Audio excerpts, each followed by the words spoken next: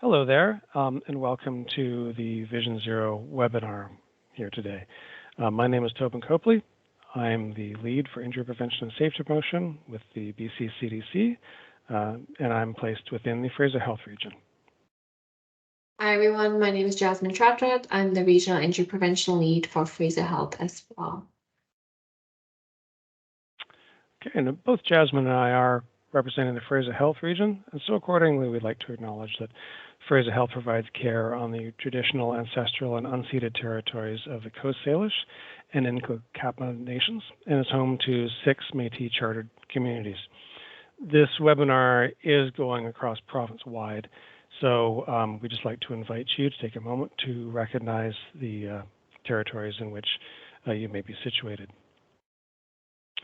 I'd just like to give a quick outline of today's webinar. It's broken into 4 parts. First, I'll outline the burden of road-related injury. Then we'll talk about the Vision Zero approach to road safety, what that is, and then get into information about the grant program itself.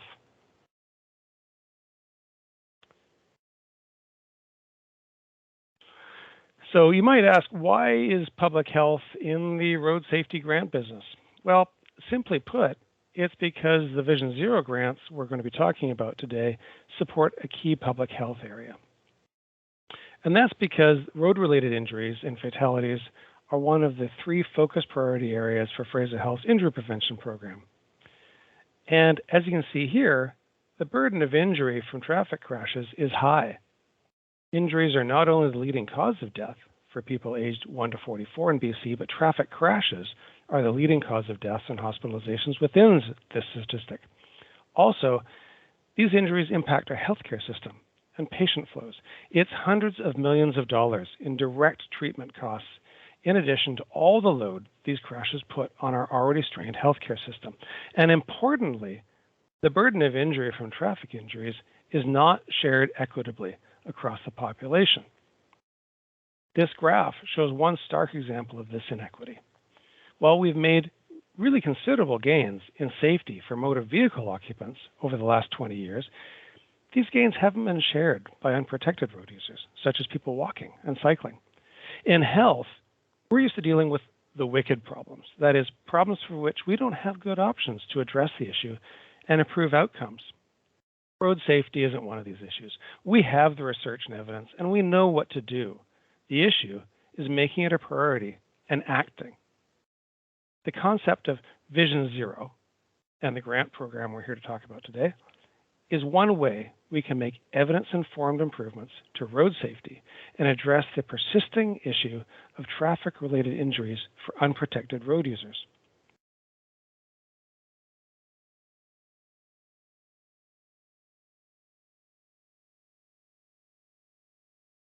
Vision Zero is a framework to guide action to address the toll of road-related injuries. Our grant program is named Vision Zero because we are looking for project proposals that align with Vision Zero principles. The only way that Vision Zero can be adopted in a meaningful form, however, is when accompanied by a commitment to safe system thinking. Vision Zero and safe system thinking are about creating a system that works automatically by design to make road user deaths and serious injuries nearly impossible outcomes. This approach means implementing evidence-based measures for safe drivers, safe speeds, safe roads, and safe vehicles. It's important to emphasize that Vision Zero is not about eliminating all crashes. The focus is on the elimination of serious injuries and deaths. So what are these principles? The principles are outlined on the slides. So very importantly, the Vision Zero approach recognizes the inherent fallibility of humans, which is why a safe system has multiple layers of safety. In every situation, a person might fail, but the road system should not.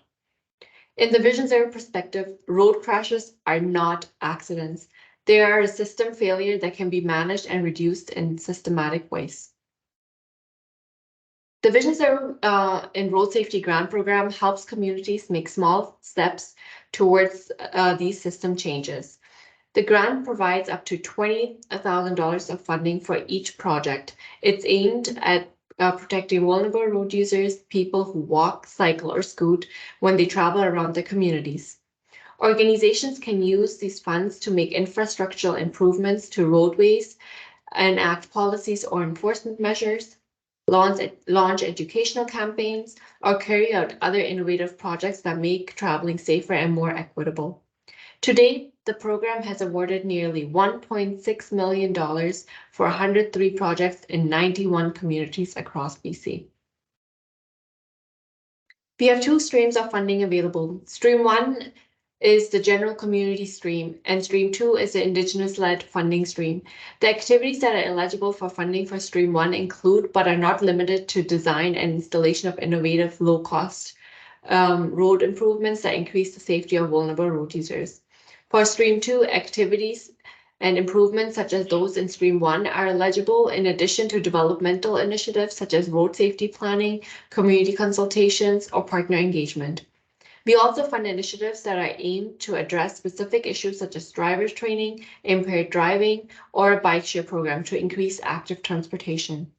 The intent is to focus on the protection and safety of vulnerable road users and support equity with priority given to projects serving or led by socially and/or economically disadvantaged communities. We want to help organizations to work beyond that which they would normally do. This means that projects that are already budgeted and approved will be ranked by our adjudication committee less highly than projects which take on work that would have otherwise not been done, or work that significantly extends the scope of approved work, or that permits important protective work to be taken on significantly sooner than it would have in the absence of the Vision Zero funding. We also want to promote community safety actions that also bring co-benefits for related areas of population health, such as increasing physical activity, community connectedness, and addressing climate change.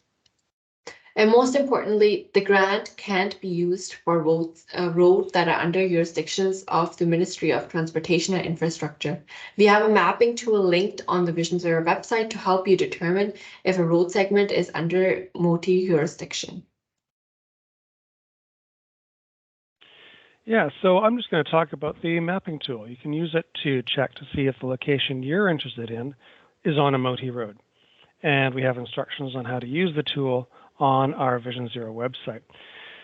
As you can see in this example here, which is an example of in Agassiz in the eastern Fraser Valley, the bold brown lines show how MOTI has responsibility for some of the roads that run right through downtown.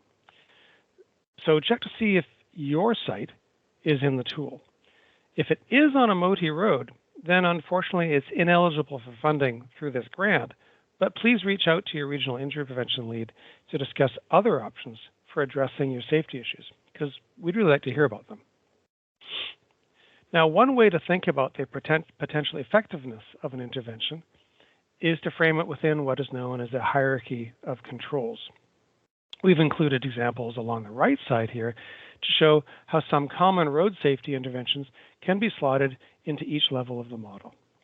In the Vision Zero approach, preference is given to those interventions that can be placed higher within the hierarchy of controls.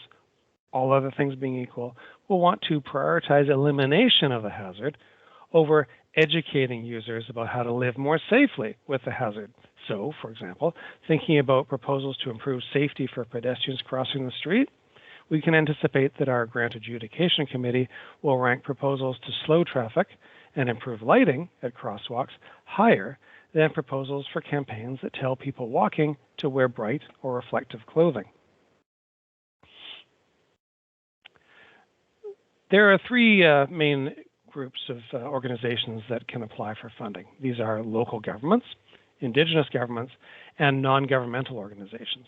Examples of these include school districts, parent advisory councils, charitable organizations, and others. One type of organization that we will not be funding are what might be called quasi-non-governmental organizations, such as TransLink, for example. If you have any questions about whether your organization is eligible, again, just please reach out to your regional leads. Here are a couple examples of projects that we've funded in the past.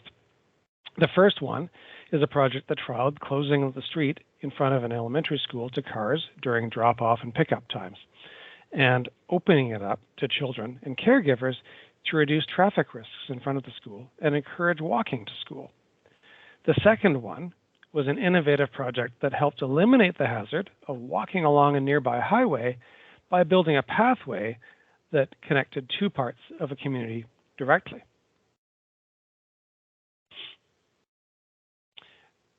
We funded a lot of projects through the Vision Zero grant program, as Jasmine pointed out earlier. In the past two grant cycles, there have been three big project themes that have emerged. You can see them here on the slides.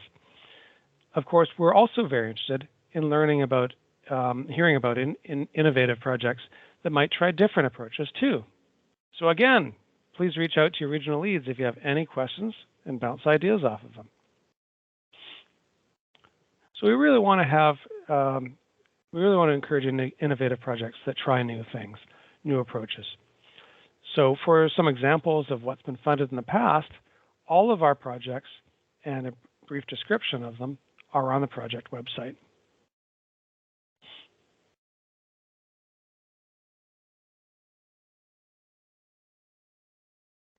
The full adjudication criteria, including the scoring sheet that will be used by the adjudication committee, is available on the Vision Zero website. It's under the FAQ section, and I've got a screenshot of the page where you can find it here on the right. On the left here, you can see the major criteria that will be applied to all proposals. These are very similar to criteria used for any public health related grants. We strongly recommend that when you are preparing your grant application to ensure to hit all these major criteria. So what are the deadlines? One of the most important deadlines is January 15th, which is the application closing date. Afterwards, all successful applicants will be notified and awarded in February of 2024. And also very important dates are April 1st, 2024 and March 31st, 2025. That's when your project activity is supposed to happen. It cannot happen before or after. If you do require an extension, I highly encourage you to reach out to your lead and have a discussion with them. And the midterm reports will be due September 2024, and the final report will be due April 2025. But I just really want to make sure that it's very clear that projects cannot start before April 1st and must be complete no later than March 31st. So some tips for applicants. What we really want is tell us your story. This is your opportunity to pitch the adjudication committee about why this matters to you. Identify your project lead and who has the capacity and skills to carry out the project. Write your application with the scoring criteria in mind. Describe how you're going to show project success. Connect with your leads. We're here to support you. Look for partners that may strengthen your application. We also invite applications in formats other than the online form of our website. For example, people can submit video applications demonstrating the issue they want to address and what they propose to do about it. Reach out to the Vision Zero grant lead in your region for more information. This year, all regional grant leads will be hosting office hours where you can drop by and chat about your project ideas, application form, and more. You can sign up for these sessions or one session associated with your health authority. Office hours will be held via Microsoft Teams or Zoom. For those without access to internet, phone calls can also be requested. However, you can also request a separate meeting with your respective lead. We are here and we really want to support you. And this is the contact information for each of the regions. So just take a minute, have a look at who your contact person is, and please feel free to reach out to any of us. We're here to help you. Thank you.